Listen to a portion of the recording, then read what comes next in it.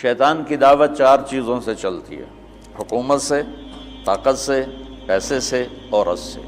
غلط عورت، آج بری نہیں، غلط عورت۔ الدنیا کلھا متاع وخیر متاعها المرأة الصالحہ، دنیا مختصر سامان زندگی ہے اور اس کی سب سے اعلیٰ درجے کی چیز نیک عورت ہے۔ النساء سے مراد ہے غلط عورت۔ حبب الی مجھے 3 باتیں پسند ہیں: خوشبو، عورت سے کیا مراد ہے؟ بیویاں اور میری آنکھوں کی ٹھنڈک نماز۔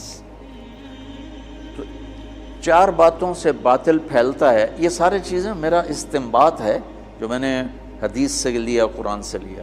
یہ حدیث مشہور ہے جس میں عتبہ بن ربیعہ اللہ کے نبی کے پاس آ کر کہتا ہے: ان کنت ترید بہ ملکا ملکناک علی رؤوسنا محمد، اگر تجھے بادشاہ چاہیے نا تو ہم دیتے ہیں، تو تبلیغ چھوڑ دے۔ دوسرا کہا: ان کنت ترید بہ الشرف، اگر تو اس سے طاقت چاہتا ہے، چودراہٹ چاہتا ہے، لا نقطع امرا دونک، تیرے بغیر کوئی فیصلہ نہیں کریں۔ ان کنت ترید بہ مالا، تجھے پیسے چاہیے، جمعنا لک اموالنا حتی تکون اغنى قریش مالا، پیسہ چاہیے تو لے لو، جتنا لینا لے لو، سب سے مالدار بن جاؤ۔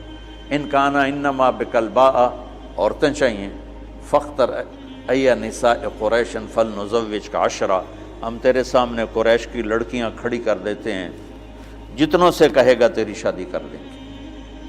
اس وقت تعداد تو مقرر نہیں تھی۔ یہ 4 باتیں عتبہ نے پیش کی، تو اس سے میں نے یہ استدلال کیا اور یہ استنباط کیا کہ ان 4 باتوں سے پہلے دعوت چلے گی، پھر یہ 4 باتیں کام دیں گی۔ اگر دعوت نہیں ہے تو یہ 4 باتیں حرکت میں ہی نہیں آئیں گی۔ دعوت اصل سبب ہے، اس سبب کو اٹھانے والی 4 چیزیں ہیں۔ باطل کا سبب دعوت ہے، اس دعوت میں رنگ بھرنے والی حکومت، طاقت، پیسہ، عورت۔ اور ادھر جب آپ فارغ ہو گئے، جب وہ عتبہ اپنی بات سے فارغ ہو گئے تو آپ نے کہا: فرغ تھا ابو الولید تو فارغ ہے، تیری بات پوری ہوگی؟ انہوں نے کہا ہاں۔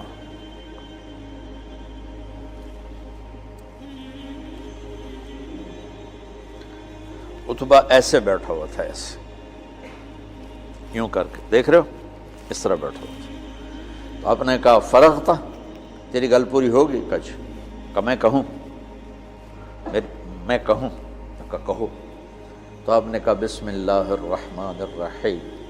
اب جب میرے نبی یہاں پہنچے کہ اگر نہیں مانتے تو عاد و سمود کی بجلیوں کے لیے تیار ہو جاؤ، ٹھیک؟ تو عتبہ، میں نے اس لیے پہلے بتایا، عتبہ یوں بیٹھا تھا، یعنی ایسے نا تکبر کے ساتھ اور لا غرض ہو کر ایسے بیٹھا، یوں سن رہا تھا۔ جب آپ نے کہا نا عاد و سمود کی بجلیوں کی کڑک کے لیے تیار ہو جاؤ، فَأَنذَرْتُكُمْ صَاعِقَةً مِثْلَ صَاعِقَةِ عَادٍ وَثَمُودَ، تو اس نے یہیں سے یوں جمپ لیا۔ اب میں تو نیچے گر جاؤں گا لہذا جمپ لے نہیں سکتا۔ اس نے یہیں سے یوں جمپ لیا اور اللہ کے نبی کے منہ پہ دونوں ہاتھ رکھ دیے۔ ناشدتک الرحم، کہ تجھے رشتوں کا واسطہ، تجھے رشتوں کی قسم، آگے کچھ نہ کہنا، آگے کچھ نہ کہنا، چپ ہو جاؤ، چپ ہو جاؤ۔ اور ایسے کانپتا ہوا واپس آیا۔ ابو جہل کہنے لگا: جیسے گیا تھا ویسے نہیں آ رہا۔